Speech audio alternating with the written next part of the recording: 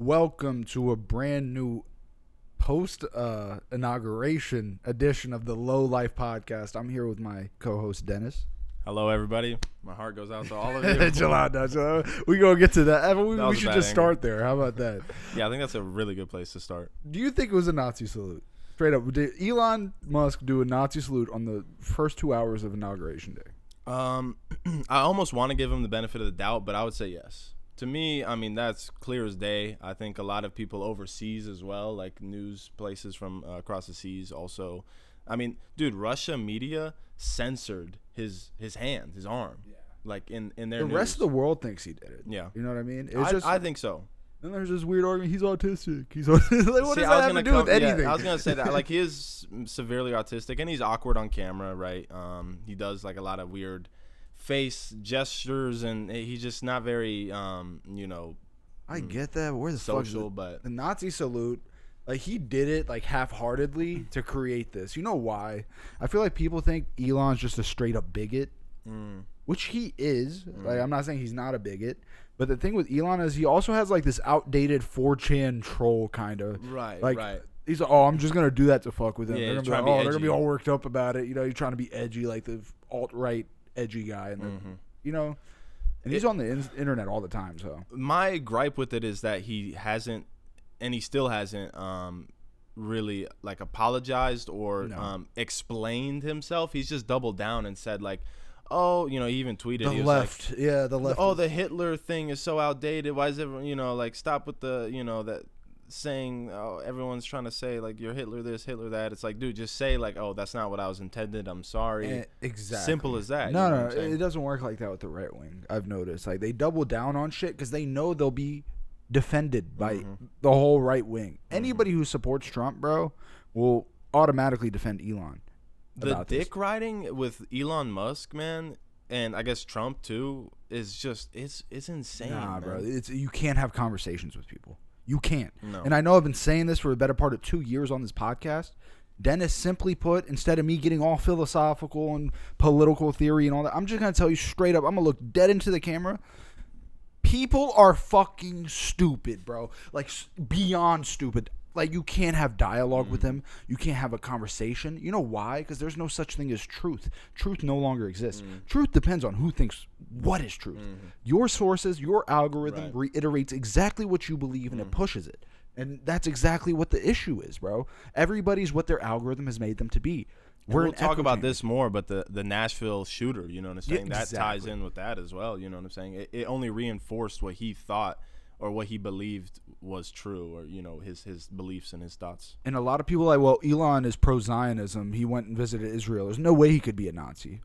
Well, let's have a conversation about that, because what exactly does it mean to be a neo-Nazi now? And I'm not talking about a traditional SS officer. I'm talking about a neo-Nazi. Both support Zionists and Nazis support an ethno-state, dude. They support an ethno-state. They are one and the same to me. I'm not going to let you use the Holocaust as a get-out-of-jail-free card for doing a Nazi fucking... What is that called? A Sig Hitler or whatever? I forgot. Sig Heal or something. A Sig Heal, right? Yeah. Like, I don't even know what it's called, bro. That's how deep into this shit I have to get into, because I'm dealing with idiots, bro. Like, his first one, like, okay, whatever. I understand, like, you don't know how to greet people. It was the 360 doing it again is what sold really it to me. Got me, man. Because the first one, I was like, okay. Whatever, then when he turned around and did it again for the other cameras, I was like, no, he's doing it on purpose. Yeah, that angle, too, like, it was a little worrying. And we go back to the whole thing of, like, you can't argue with these people, the right wing, like, extremists. Like, it's, they like to make people mad, and the only thing he did by doing that was promoting, and also not apologizing or further explaining like he didn't intend it to be received that way, is like I'm seeing so many racist and just comments on Twitter now, like people like really coming out the woodworks and like showing their true colors, and because Dennis is, it almost gives them a reason, or it gives them it allows them to do that. They think they can without repercussions, right? And they think it's funny.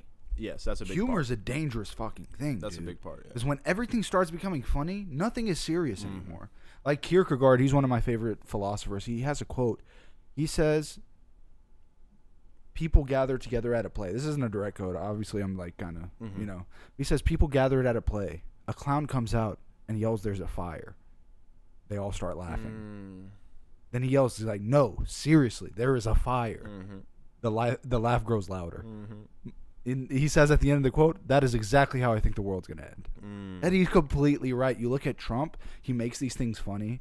The way he goes at Hillary, the way he goes at the left, these nicknames he comes up with, it is funny. Yeah. It is engaging, and it's super easy for the average person to engage with.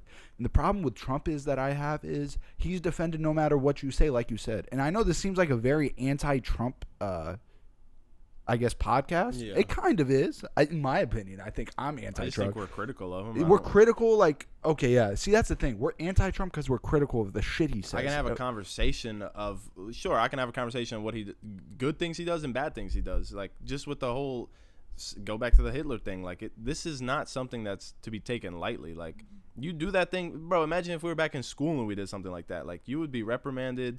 You would be, like, ostracized. Like, people would not take that lightly. That's the thing. People think they can do whatever the fuck. My problem is the way they hijacked the term freedom of speech. You know what I mean? Elon talks about it all the time ever since he bought Twitter or X or whatever the fuck you want to call it.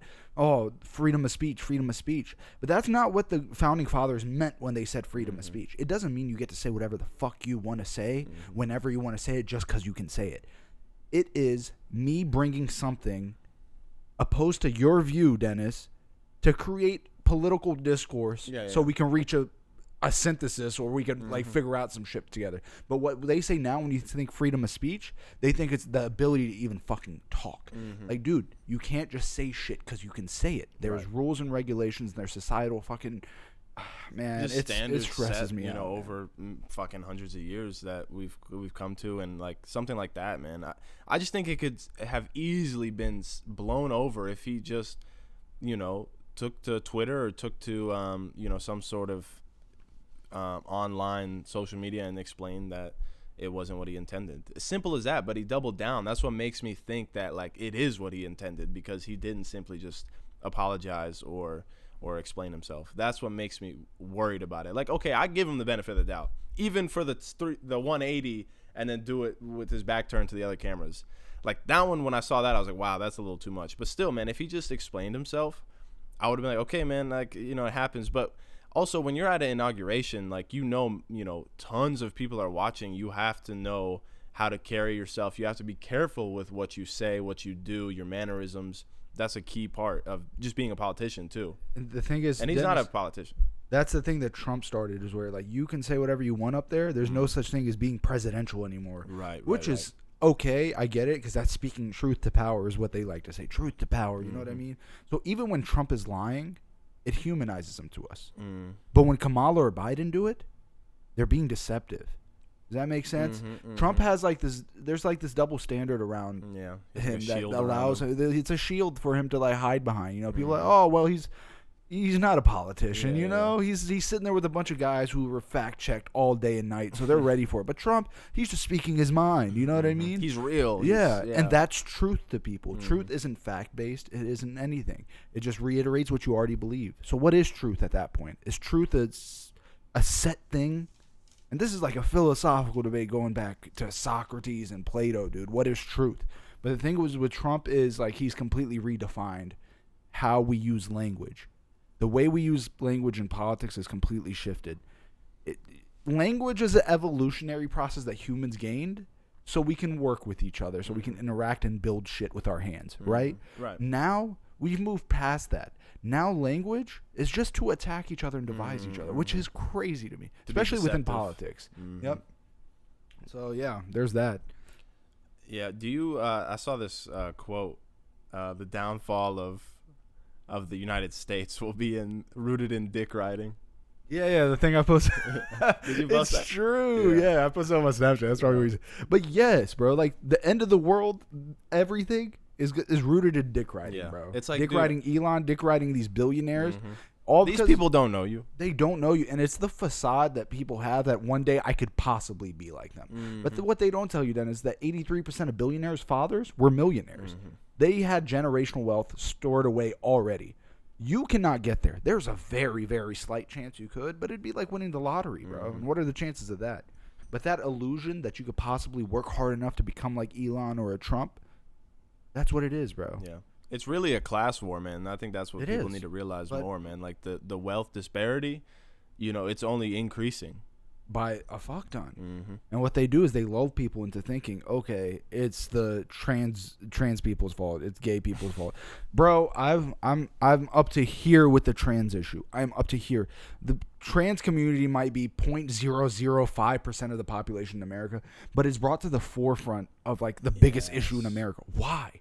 I have met maybe 2 trans people in my entire 26 years of existence, bro.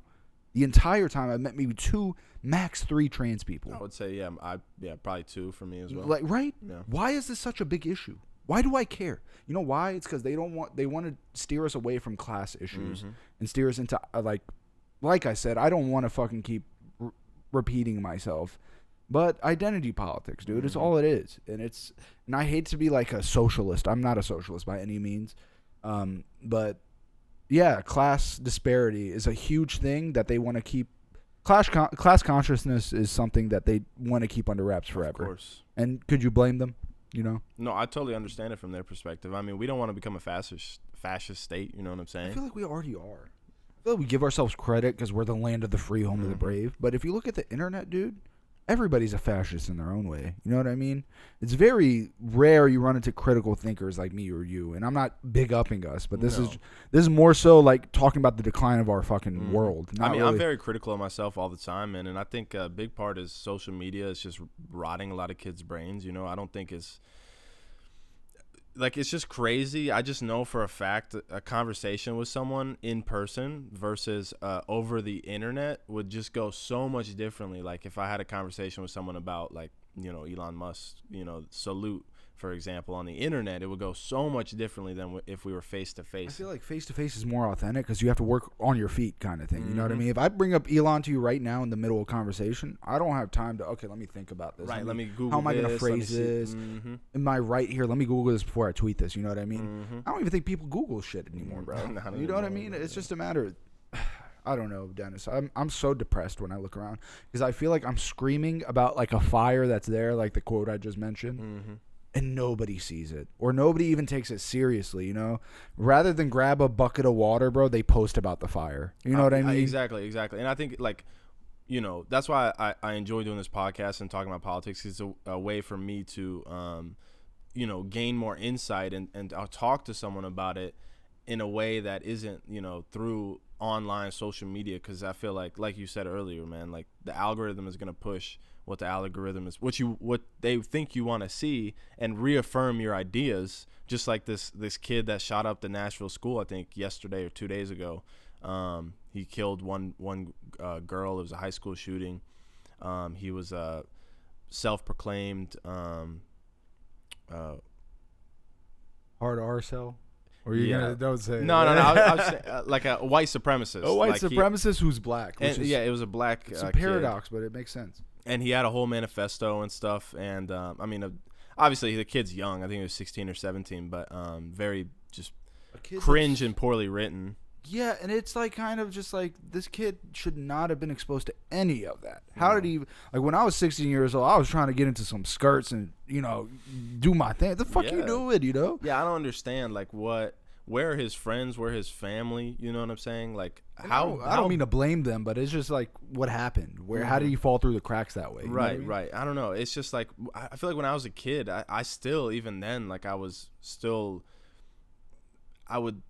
think in different perspectives, like, okay, yeah, this is one way to think, but what does the other side think? Like, what's the other side of the coin? You know what I mean? I wasn't always set on one side, and I still am not. I think that's a very crucial part of, being a critical thinker. Like, you have to know what is the perspective from both sides. You can't just, oh, okay, yeah, this sounds right. I'm gonna ride with it. You know what the Hegelian dialectic is?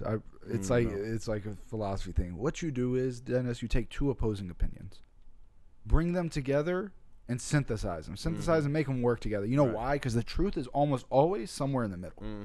People take things to the extreme on both sides. So you have to find yourself somewhere in the middle. And that doesn't mean be a moderate. I hate moderates who are politicians. Stand for something, I'm not saying, flip-flop.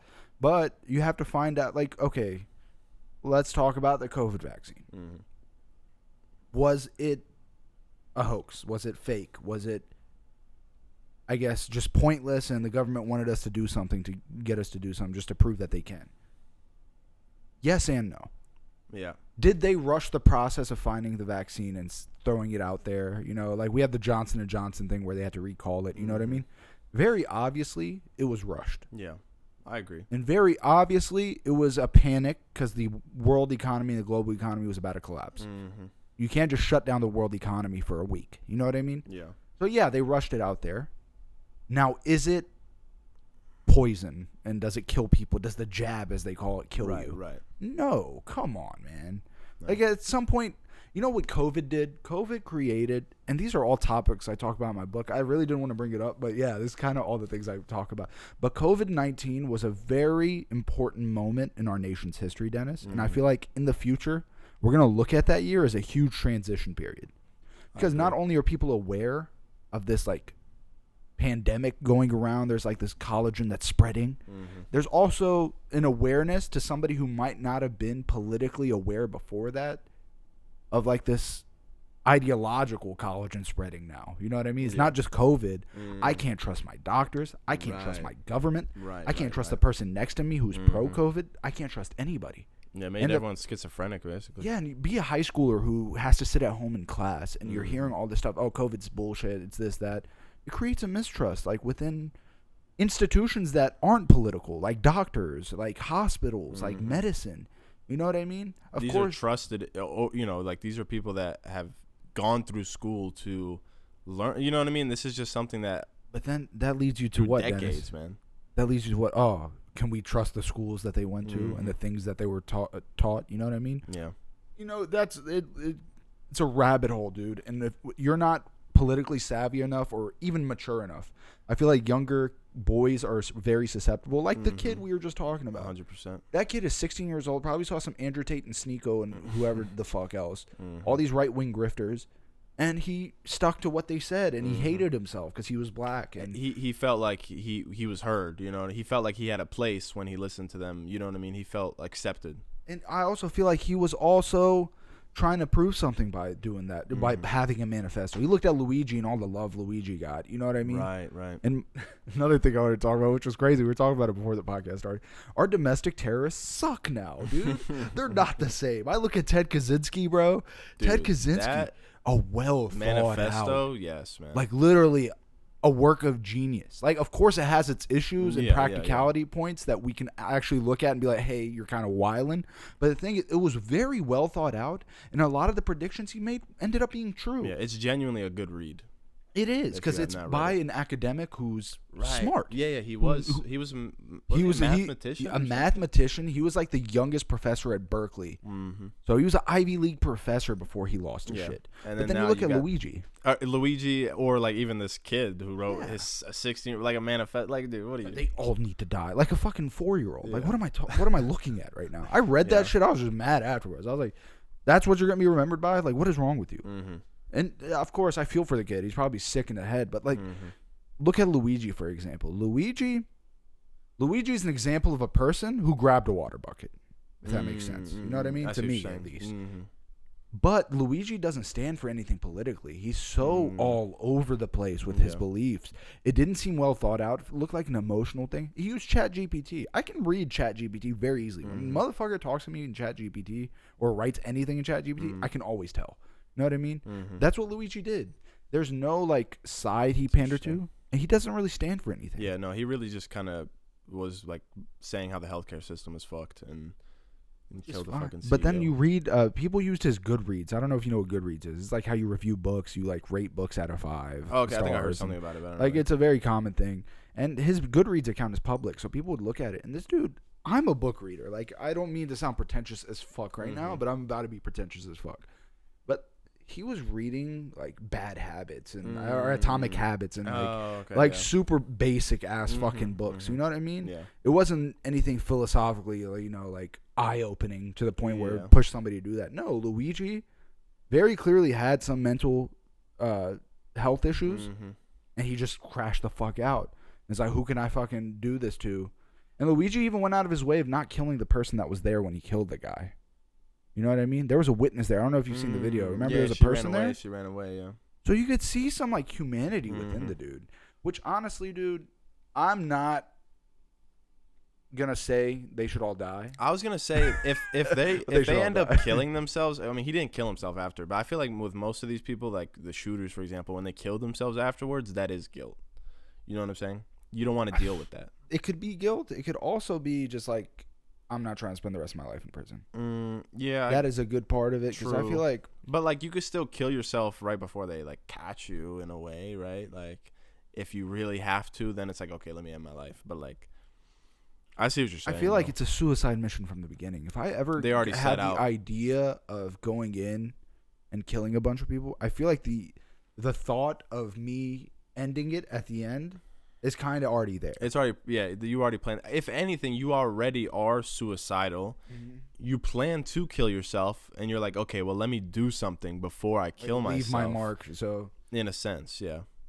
Like, okay, Luigi, I know he wrote a manifesto and everything. You know, it is what it is, and he wanted people to read it, but I don't know. I just don't think it's like indicative of what Luigi stands for. Like I said, it's just anger. I feel like Luigi's was just pure anger. Mm-hmm. He's like, how the fuck do we do it? Nobody's doing anything about it. I'm going to do something. You know what I mean? Right. And I'm just talking for a kid. He had no choice. I really don't have any backside. Like, we won't know till his trial begins. Which I think, like, it's crazy how Luigi kind of just went into the back burner, Dennis. Like, dude, nobody really, we turned him into a meme. I was going to say, man, that's just what we do, man. The world could be ending. I swear to God, people would just be making fun of it. Yeah. Like I said, humor is a dangerous thing, Dennis. What do you do to a society that doesn't take shit seriously? It's a clown show, man. Nobody cares, you know?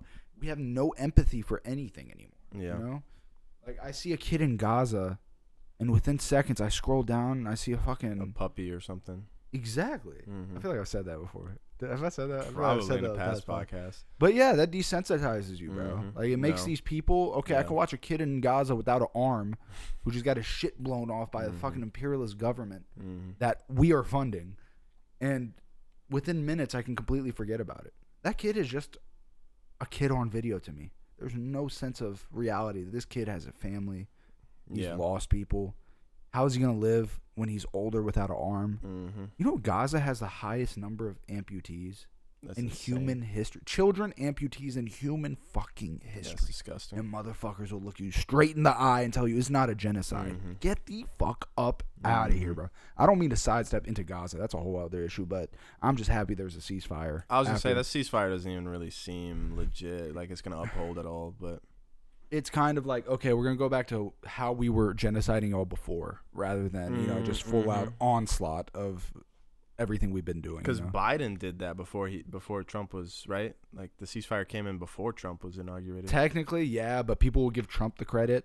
But I feel like that was just incompetence by the Democrats again. They really could have won some cookies by ending the ceasefire while they were in charge sooner. Mm-hmm. But I feel like they saw it, watched it go all the way through for a reason, bro. There's no reason anybody would allow that unless they had some, like, I don't know, objective to do it. Mm-hmm. But I feel like a lot of people, like Trump with the TikTok thing. Trump introduced the TikTok ban, but is being hailed by the savior on the TikTok app. That is the clearest fucking propaganda I've ever seen. Even kids, even my little brother who's not as politically aware as me, like, I try to tell him shit every now and then, but even he was like, Dito, what's up with that? Why did that happen? What the fuck was... Even he noticed it, you know what I mean? It was so clear. That was a stunt for sure that they pulled. Well, so if you uninstall TikTok, you can't reinstall it on your phone. Shot uninstalled it. Really? Yeah, like, why? It just doesn't make sense. They just took it off the App Store. I wanted to sell my phone with TikTok installed. I was thinking about it. Probably could. Honestly. But the thing is, Dennis, like with TikTok, the only reason why TikTok is considered being banned is the Chinese can sell your data instead of the Americans who will do it. Yeah, well, and it's funny. They can't pump the misinformation like they do on Twitter and Facebook. You know what I mean? It goes back to the whole algorithm thing. They want to know what they can push to you. And it's just funny because when TikTok was down, or like when it was being called to be banned, everyone was going to like Red Note, these like other apps, clone TikTok apps, and they're also owned by the Chinese. And it's like, isn't that my funny? whole thing is like, yeah, okay, like, I also don't like them dick riding the Chinese for some reason. Mm-hmm. You know, and I feel like a lot of leftists dick ride the Chinese. Like, oh, they're like, no, they're just as evil. I promise you. Yeah. You just don't know, and you're not aware of it. But to me, My whole thing is I don't care who has my data because you guys are stealing it anyway and selling it without my permission, illegally. Well, technically, it's with your permission when you download that app and agree to make an account. Well, I mean, in other ways, for sure. But yeah, in like that sense, it's hidden. It's hidden within. Most people aren't aware that they're like dating phone companies. But you saw who was standing behind Trump during the inauguration, right? It was Bezos, Elon, Zuck. Like, these are oligarchs, dude. Mm-hmm. This is turning into an oligarchy where a bunch of rich guys at the top control the president. The president, I really don't think Trump is calling all the shots. Like, and I know that's, I guess, weird to say, but I really don't think he's calling the shots we think he is. Of course he is, but you're telling me Elon and Bezos don't have pull with him? Mm-hmm. Like, they don't push these? Like, I mean, dude, Zuckerberg, like, his platforms, the amount of reach he has, I mean, it's this. I mean, it's ridiculous. And he openly says, yeah, not as much people use my app anymore, but I have a hella bots.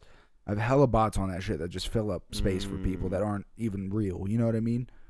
And you think about it, all these executive orders he's doing, where he's just completely rescinding 1960s Lyndon B. Johnson civil rights era stuff. And, like, what precedence does that send? I was going to say, yeah, man. You know what I mean? Yeah, that's scary because it's just going to, if anything in the future, make people believe that I mean, what does the Constitution stand for if you can just rescind certain, and I keep amendments, man? I keep hearing about the birthright thing that everybody keeps talking about. It's not possible, dude. It's not possible unless he completely amends the 14th Amendment, which would require historic levels of, like, bipartisan agreement, dude, which does not exist anymore. I truly believe there won't ever be another amendment to the Constitution, ever, because everything is so divisive. There's never the overall good of the country anymore. None of that shit exists anymore. You know what I mean? If Trump presents an amendment, the Democrats are not going for it. You know what I mean? And if they do, there's something fishy going on. Yeah. But I truly don't believe the birthright thing is ever possible. No, I mean, all these executive acts that he's putting in, I mean, they have to go through the Supreme Court, right? I mean, regardless, like. Okay, so the Supreme Court doesn't decide whether. I could be wrong. If you're watching this as a fucking lawyer looking at me in disgust, I'm sorry. This is from what I've understood in the 5-minute research I did before this podcast on exactly how executive orders work. Yes, he puts it into law, but it's only within his jurisdiction as an executive branch. Does that make sense? I think so, yeah. So it's within. It's not law technically. Yes. But the executive branch can enact these. Okay, it's not written. It's not 2/3 Congress voted on them. None of that. Okay, and what else happens is executive orders are kind of a thing where they can easily be taken away by the next sitting president.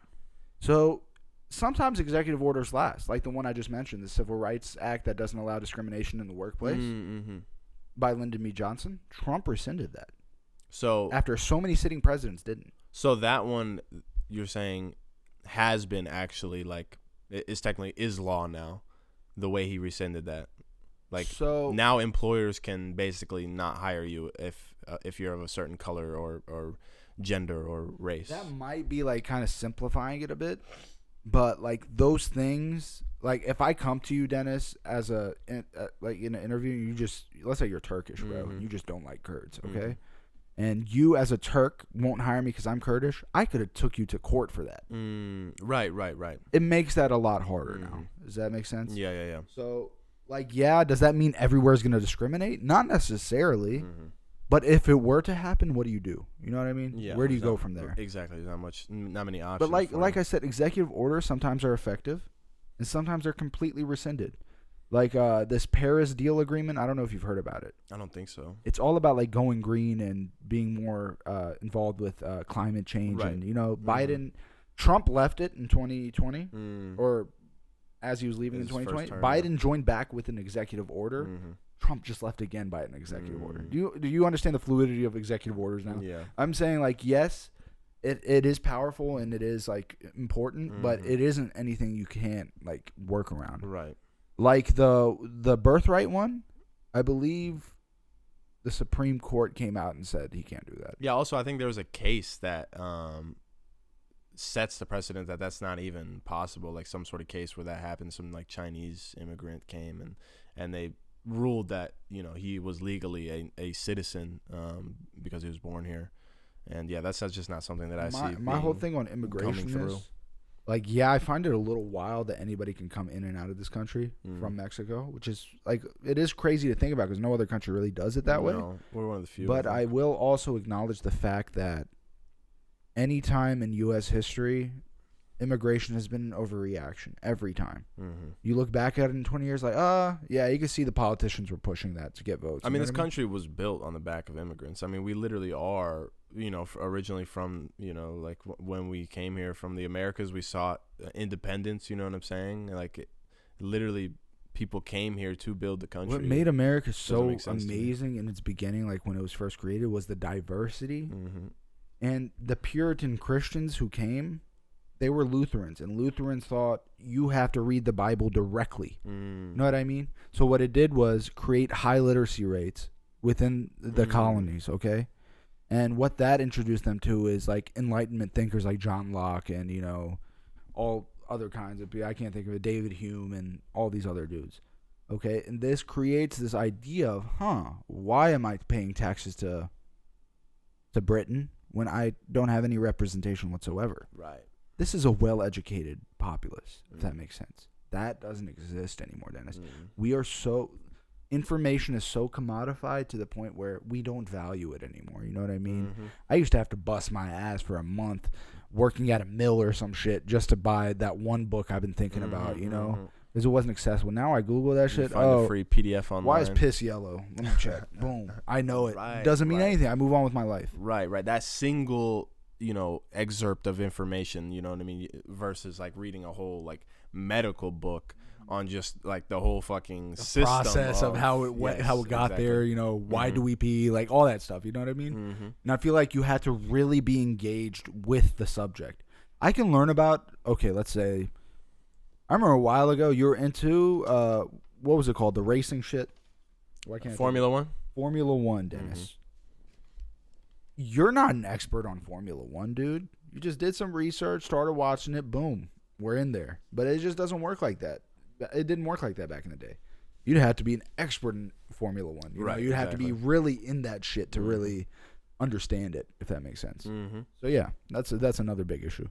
Yeah, and also just to like kind of keep going with the same thing on Trump making these executive orders. Like I think the 22nd Amendment, where the president can only serve a maximum of 2 terms. I think that's something he's definitely going to try to, towards probably the end of his term, try to swindle and see if he can get elected again. I know I'm saying it's impossible for him to make amendments just because of the bipartisan issues. If there was a president who could make it happen, though, it's Trump. Like I said, Trump is a politician's politician. People would support him. That's the thing. You know what I mean? And it looks like the left just kind of lets him do whatever the fuck he wants. And always takes the high road. Like, we are the moral high ground. You know what I mean? And what that does is makes people think, you're better than me. You know what I mean? You think you're better than me. And that, like, deters people off. What the Democrats really need to do, they need to find a guy who's as wild as Trump. Exactly. And not as nice as these past few have been. Kamala and Biden were way too nice. Nancy Pelosi's way too nice. We need guys who are ruthless as Trump, but also have the softness of speech as Obama. And where do you find that? You don't find that. You might say Gavin Newsom, you know what I mean? But that motherfucker's evil and nobody likes him. You need to find a likable guy. Bernie was that guy. Bernie was that guy, dude. And I feel like the Democratic Party, where it's going, isn't a reaction of Trump, bro. It was a reaction to Bernie. Bernie trying to, like, shake up the bureaucracy that was. Because you think about, like, these new age Democrats, like, from the Clinton administration on. You think about these guys. Jimmy Carter, actually, who recently passed away. I blame him the most, actually. I feel like he allowed this. He allowed Reaganism and all this bullshit to take precedent, so the Democrats can mimic it. Then you see Bill Clinton, who's hard on crime, who passed the 94 crime bill, all these fucking anti-progressive things, just to show that they're just as tough as the Republicans. You know what I mean? Then you have Obama, who, through the 2007 housing crisis, forgave everybody, right? I've talked about that before, how he just forgave everybody who owed money, all the big corporations. Yeah, bailed them out. He aligned himself with bureaucracy. And that's why these guys don't want to change anything, because they're lining their pockets up. Everybody's making money. Everybody's happy. But hey, Trump's a bad guy, dude. Like, I'm gonna sit here and talk down on you because Trump is such a bad guy. Yeah, like focus We're on your so own much party. You know better. what I'm saying? Focus on your own issues and stuff. Exactly. Build an identity. Stand for something, dude. It You goes guys back don't to the whole stand thing, for like, shit. I was gonna You say guys they're are almost in the incompetent middle. as a motherfucker. Yeah, Dude. and I mad can at find myself guilty of that sometimes too, man. And I don't like. It is important to stand for something. You know, just be in the middle, kind of on both sides. It's just not a good look because at the end of the day, man, you can always learn from your past. You know, say something, say what you mean, and stand for something. And then in the future, if okay, yeah, I said something wrong, I take it back. I've learned a different outlook on that certain particular situation, and now I can move forward with that new knowledge. You know what I'm saying? Another thing I talk about in my book is how we give labels to everything now. You're a liberal. You're a liberal, and I'm a conservative. Right. What does it mean to be a liberal? I know. I feel like we talked about that last time. I hate that shit. Sometimes it's such an we've talked about it a lot because me and you fall under the middle of that, and we're just like, what the fuck? Like, I don't identify with either. But the thing is, okay, let's say I'm pro. Not me, obviously. I'm just talking about like in general. Let's say there's a person who's pro LGBTQ but is anti-abortion. Right. Where does he land? Yeah. Where the fuck does he land in that spectrum? What we do is by putting labels on things. By definition, he there's nowhere for him to land. Like he's betraying himself or something. You know he can't align with any of them. But the thing is, what he does is, okay, I'm pro gay rights. I have to adopt the pro abortion stance too. You know what I mean? There's no nuance to any of this shit. And what it does is when I simplify my opinions and stuff into labels, it creates a reality where these words are broad in meaning. Like, what does it mean to be a liberal? What does it mean to be a conservative? It has no meaning. It means something because we drew the line right down the middle. You fall on one side or the other. There's no middle ground. You have no option to take the middle ground. Because if you want to be pro-gay people, you can't vote for the conservatives who are anti-gay. Right. And like the first thing he says when he comes onto the podium, from now on, I'm signing an executive order that says there's only 2 genders. Yeah. That doesn't even mean anything, dude. But you know his followers like, yeah, you know, he's taking back finally what America stands for. Thank God. Like I said, what is the beef with trans and gay people, dude? They are not even 1% of the population, dude. They really aren't. And I'm not just saying that. I'm just saying that number out of nowhere. I don't know the exact population, but I guarantee you it's not over 10%. Like, sheesh. They're coming for us, Dennis. We're talking too much. But like I said, man, you know, it's just a matter of the reality of what we live in. The best thing we can do is create podcasts like this where me and you talk about it and people can actually critically fucking think for once, you know? No, yeah, I always enjoy talking with you about this stuff, man, because, you know, I always learn something new every time. I do just want to say what you said earlier, man, was good. I think the post-COVID era is going to be talked about a lot. It's going to be written about a lot in history. I think it's going to be you know, pre-COVID, post-COVID era for sure, because I think that's what brought people online, like more so chronically, because there's nothing else for them to do, so everyone kind of hopped on the Even if they were internet. online, they weren't as vocal. Exactly. But now more people are actually vocalizing their opinions. They feel like, oh, I can actually say this, and like, you know, I won't be judged, or I won't, like, no one's gonna come for me, and like I'm not gonna lose my job in a sense. I don't know if you remember like that 2000, the mid 2000s to like early 2010s. If somebody called you a racist or a Nazi, you'd be like, what, dude? No way, I'm not that. There was a shame to it. There was some shame to it. Yeah. But now it's not like that at all, dude. There's like a level of, you know, I can say whatever the fuck I want. Freedom of speech. Fuck you. Like I said, it was hijacked. It was hijacked by these right-wing guys. That's what I was saying back in high school. Like if we said something like really racist or something, bro, people would, your friends or people around you, like, not my school, but yours, baby. Oh, okay. Well, I guess, yeah. Ah, damn, that's I went to school all red. They used to say some wild but shit. Still, like I feel like almost nowadays it's like, yeah, there's like a whole incel group, man. Like these. But the thing is, Dennis, like nowadays, okay, the Kurds, like my friend groups and all, they're all Trump supporters. And imagine how I look to them. You know what they think of me? He's pro-gay people. He likes gay people. That's what they always bring up to me. I try to have a conversation with one of my friends, and I think I've talked about this before. I keep repeating myself, guys, because I keep having the same conversations, by the way. So if this gets repetitive every time you watch it, this is why. My friend, I'm talking to him. He's like, name me one bad thing that Trump has ever done. And I had a whole fucking book of it, to be honest with you. But I started off with something simple. The way he handled COVID was absolutely atrocious. A couple extra million people died because of how badly he handled it. Well, I feel like a good question to ask him was like, hey, okay, first I'll tell you, but first tell me one good thing Trump has done. Because I feel like these people, man, like, and everyone I did this likes last to, night. They couldn't give me an answer. everyone likes to, everyone thinks they're the smartest person, man. I like, deep down, like it's important to know that you know nothing. You know what I'm saying? And you should always be learning and always be open to learning new information. But a lot of these people, man, like they want to feel right. They want to feel good about themselves by thinking, oh yeah, I know I can talk about these things. Because if you talk politics with them and you start really beating them in that game, like it's gonna make them feel lesser of a person because damn, like this person is more knowledgeable than me. I feel stupid. Yeah, exactly. They have to win. Like, they have to win. He got the upper hand on their me. views have to be correct. Like no, they no matter what, they have to be able to explain why they are right instead of taking Actually in that information. Yeah, and it's not a right or wrong thing. No, it's not like we were just saying. Yeah, like we were just saying, like it's in the middle, kind of somewhere. You know what I'm saying? And that's the whole point of the conversation. But a lot of people, it is like you're saying. You know what he said to me though, Dennis, when I brought up COVID? You know what he said to me? What? I don't know if I've told you this already. He said COVID is fake. It was a hoax. I mean, pretty much. Wow. How do I have a conversation with somebody? Right, exactly. That's my thing. Like my idea of fact and that's truth like the is whole different joke from thing. It's like, oh yeah, that's funny, man. Like, yeah, COVID was a joke. Like, okay, can we be serious for a second? Like, people died from this, man. Yeah. Like, I was just like, bro, what about the millions of people that died? Oh, they wrote it down on the death certificate to make it seem like it was like, what the fuck do they gain from that? Like you're saying, man, like people, at first, yeah, maybe when COVID first came around, I looked at it a little differently. But as the years have gone, yeah, I do think it was handled poorly. Like the vaccine was rushed. Do I think it was necessary? Yeah, I mean, yeah, probably, man. So saved a lot more people than it killed. Yeah. Do I think that it's some sort of like virus chip in you that's killing you? No, I don't. Like, meanwhile, Elon's telling people, I'll put a chip in you. They're like, fuck yeah, dude. Yeah. Put it in my brain. Yeah. You see how the dissonance works, So yeah, another depressing episode of the Low Life podcast. I don't know if you had anywhere else. No, man, I think that's it. That was cool, man. Long overdue, you know what I'm saying? But always a good conversation.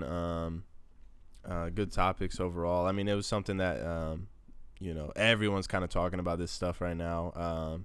I mean, politics are more in mainstream media than ever, I think. Like, that's kind of like the main show nowadays. But, you know what I mean? We always appreciate everyone tuning in. Yes, sir. The next one will hopefully be more lighthearted. It'll be after the Super Bowl. We're going to talk about the Super Bowl, football, sports, basketball, maybe. Mm-hmm. As long as nothing, I guess, politically crazy happens. Yeah. Which it probably will.